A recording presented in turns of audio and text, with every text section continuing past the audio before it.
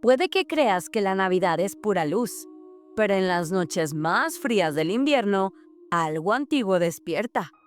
Hoy te platicaré las leyendas de Navidad más oscuras. Bienvenidos a Leyendas Viajeras.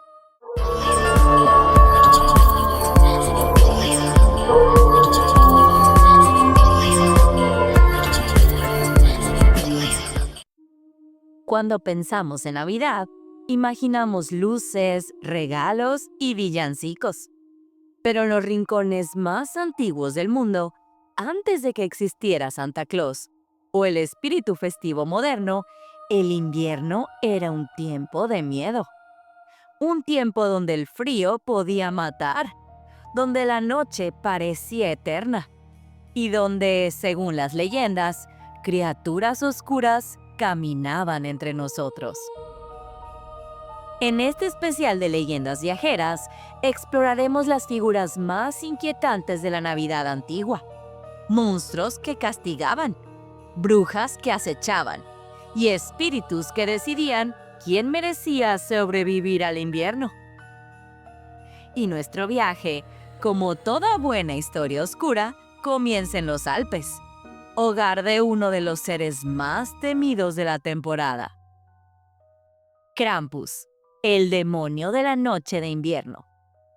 En los pueblos alpinos, cuando llega diciembre y la temporada cae bajo cero, la gente aún susurra el mismo nombre, Krampus.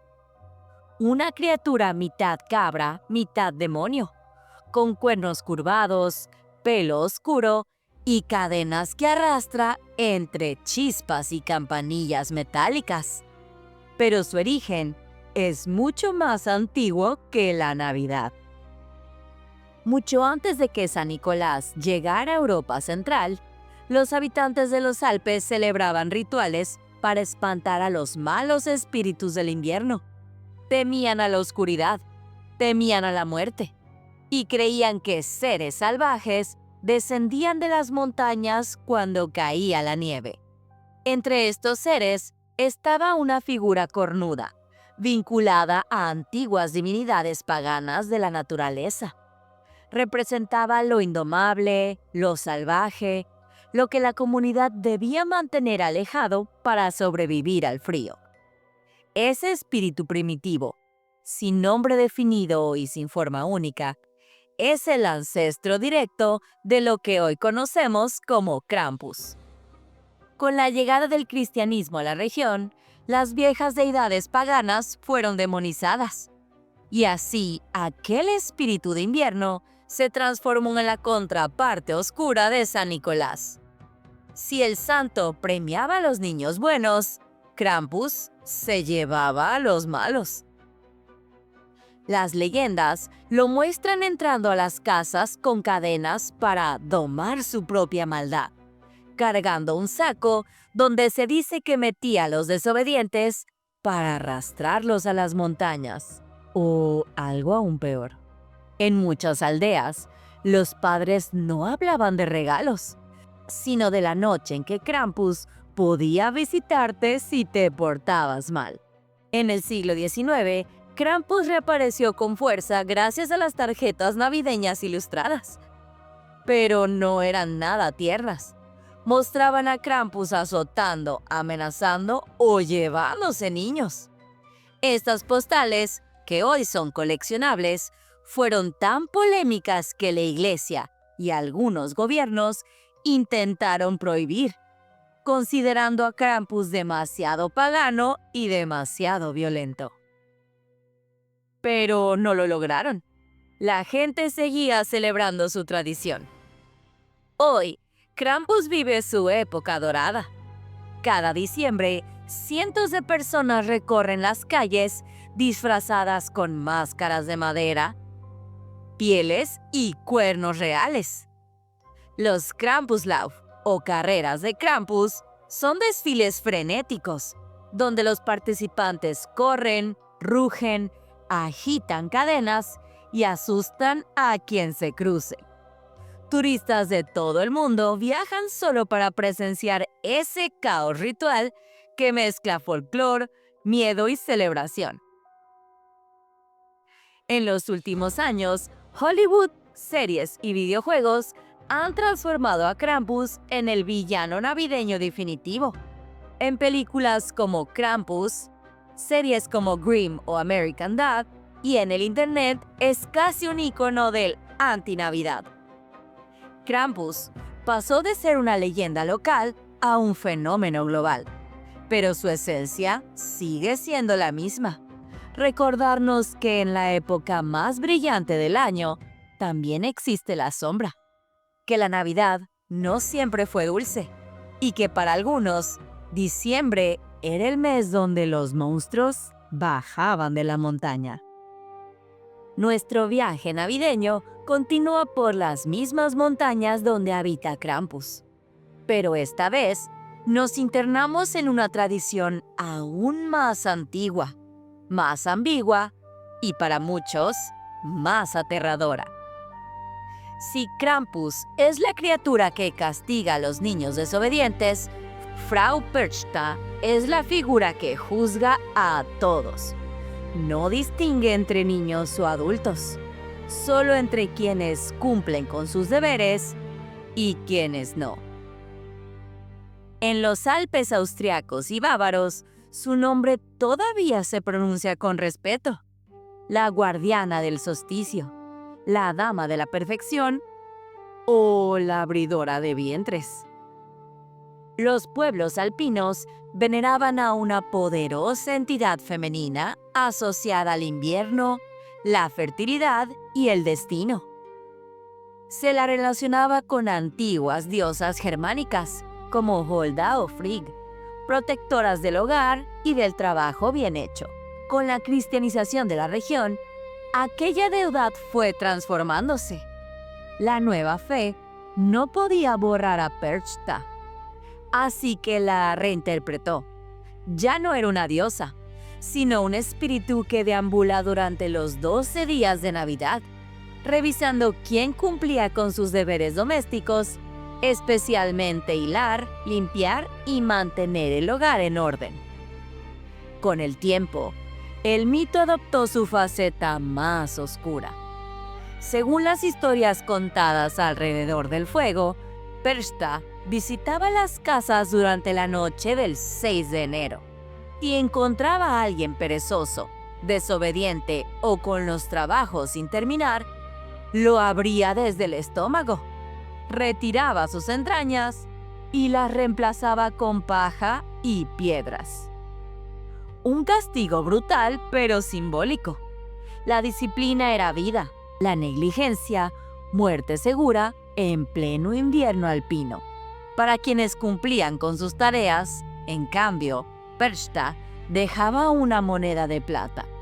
Un equilibrio perfecto entre bendición y terror.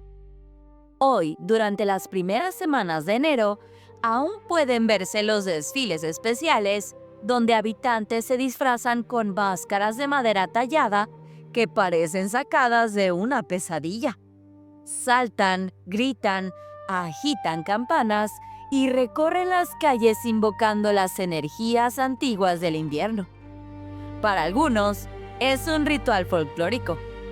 Para otros, un recordatorio del poder ancestral de la montaña.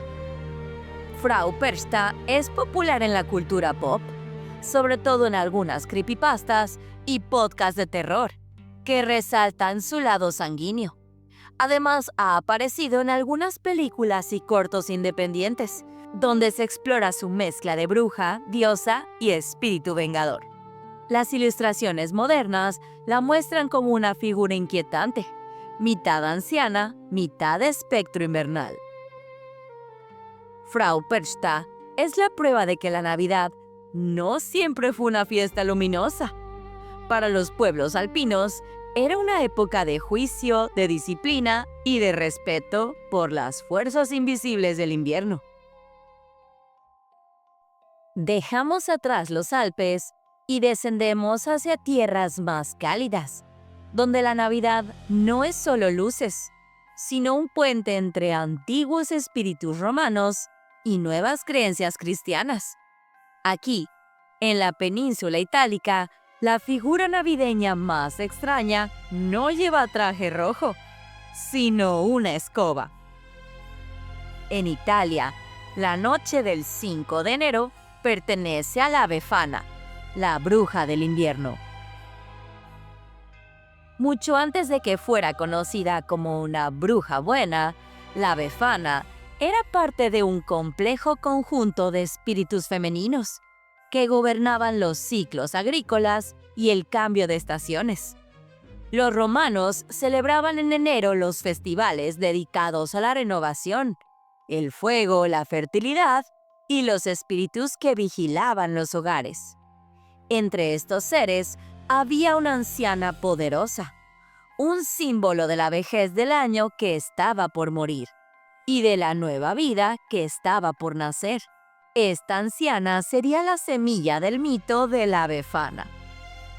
Con la llegada del cristianismo, la leyenda se transformó. Se decía que los Reyes Magos pasaron frente a casa de Befana y le pidieron direcciones. La invitaron a unirse a su viaje hacia el niño Jesús, pero la anciana, ocupada limpiando, se negó. Arrepentida, salió después con su escoba, buscándolo.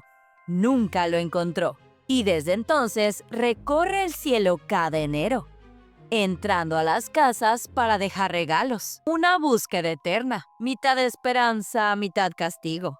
A los niños buenos les deja dulces o pequeños obsequios. A los malos les deja un pedazo de carbón. Pero no cualquier carbón, uno que es llamado carbone dolce. Hoy, miles de personas celebran la fiesta de la Befana en la Piazza Navona de Roma. Máscaras, brujas bailarinas, colores y un toque inquietante que recuerda sus raíces paganas. En la cultura pop, Befana ha aparecido en películas italianas, con una estética de bruja folclórica, en series infantiles, ilustraciones modernas que la mezclan con algunos elementos góticos, y en campanas navideñas italianas que la presentan como la otra Navidad. Desde Italia, cruzamos el Mediterráneo hacia Cataluña, donde la Navidad tiene una de las tradiciones más peculiares y para algunos, la más inquietante de Europa. Es el Tío de Nadal. Una tradición tan antigua que combina magia del hogar, rituales agrícolas y un humor rústico que a veces roza lo macabro. Este personaje no camina, no habla y no vigila a los niños, simplemente te mira. Antes de que el tío tuviera ojos y barrentina, era un tronco sagrado colocado junto al fuego del hogar. Representaba la protección del invierno. En Cataluña, este tronco fue personificándose hasta convertirse en un espíritu familiar, el guardián del hogar. Con el tiempo, Pío dejó de ser un tronco anónimo.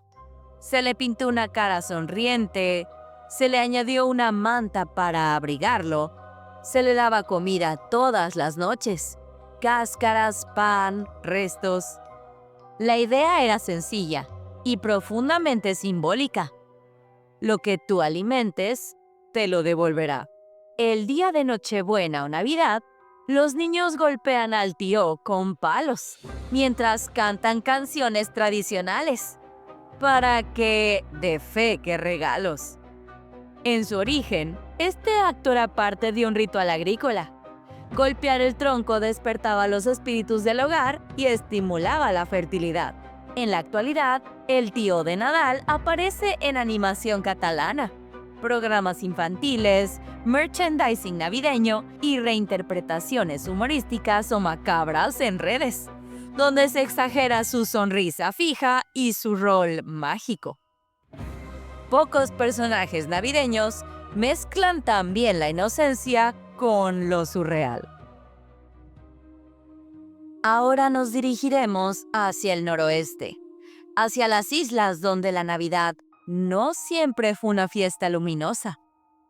Y entre todos los seres que deambulan durante las noches frías, hay uno que destaca por su apariencia inquietante y su conducta caprichosa. Una figura que parece salida de un ritual ancestral, mitad festiva, mitad espectral. El Mary Luid, el caballo fantasma. Los vientos del mar de Irlanda golpean las aldeas. Y en algunas noches del invierno galés, se escucha el sonido hueco de un esqueleto recorriendo las calles. No es un animal real, sino una tradición viva que parece salida de una pesadilla. El Mary Luid es un caballo fantasma hecho de un cráneo real de caballo montado sobre un palo, cubierto por una sábana blanca. Los ojos brillan, a veces decorados con vidrio o luces modernas, y una mandíbula que repiquetea como si el espíritu del animal aún quisiera hablar. Aunque su origen exacto es misterioso, la mayoría de los investigadores coinciden que el Mary Luid proviene de antiguos rituales paganos, relacionados con la muerte y el renacimiento del año. Para los pueblos celtas, el caballo era un símbolo sagrado. Era el conductor de almas, guardián entre mundos, compañero de héroes y dioses.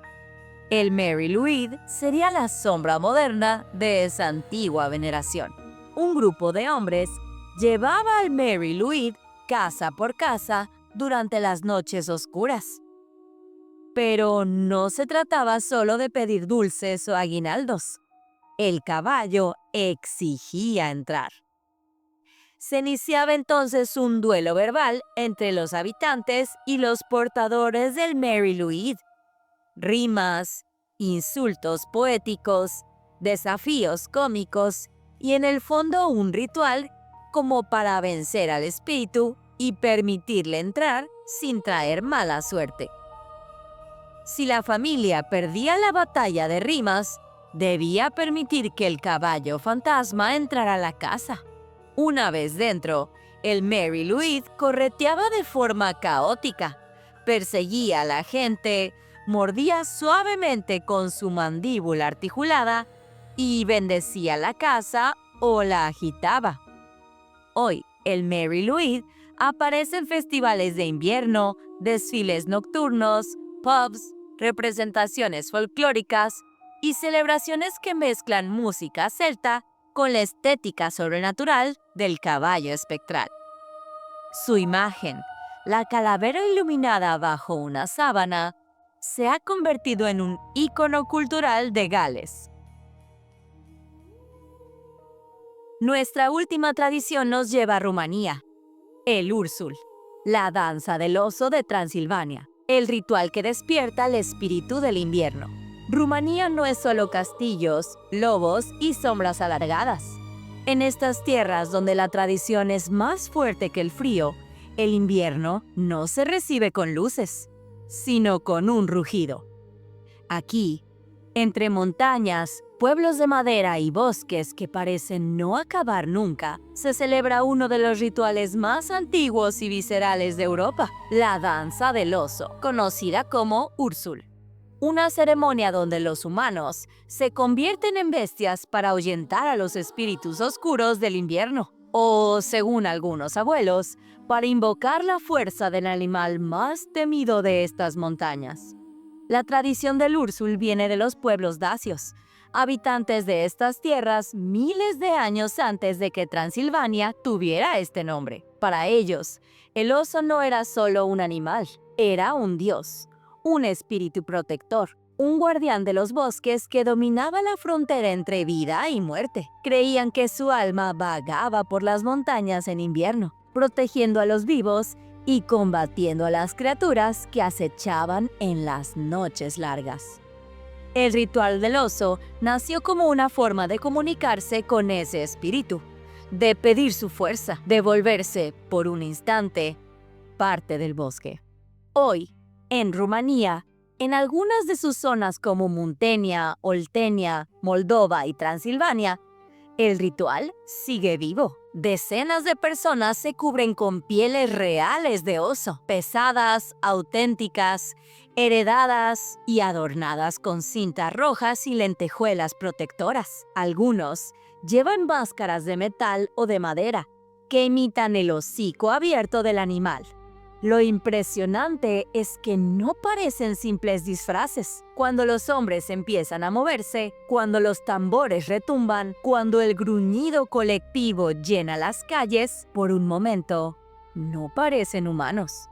La danza del oso sigue siempre el mismo patrón simbólico. El oso muere, un grupo cae al suelo, retorciéndose con gruñidos. Simboliza la llegada del invierno, la naturaleza dormida, el sol debilitado. El chamán o el domador aparece. Es una figura con campanas, pieles o una máscara. Golpea el tambor y despierta al espíritu. El oso resucita. De repente todos se levantan a la vez, saltando, gruñendo, golpeando la tierra con furia. Es un espectáculo poderoso, casi intimidante.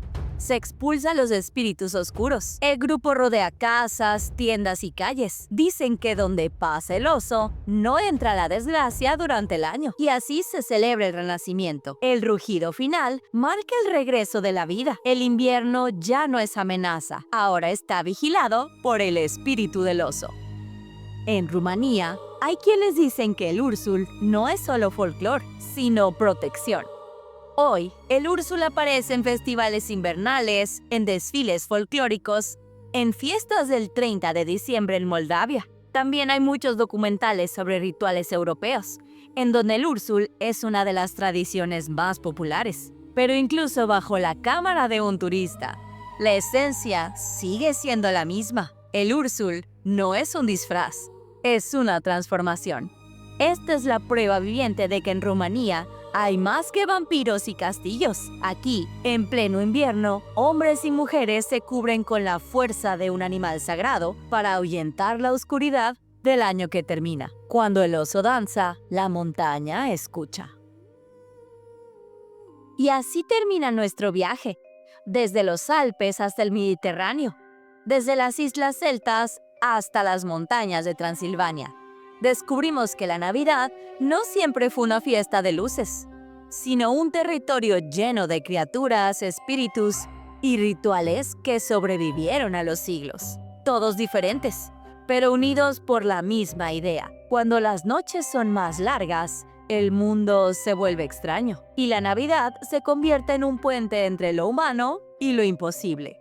Si te gustó este recorrido por las leyendas más oscuras de Navidad, recuerda que el mundo está lleno de historias que esperan ser descubiertas. Y nosotros apenas estamos empezando. Yo soy Lu y esto fue Leyendas Viajeras. Nos vemos en el próximo destino. No olvides tu like y suscríbete para más leyendas oscuras alrededor del mundo. Adiós.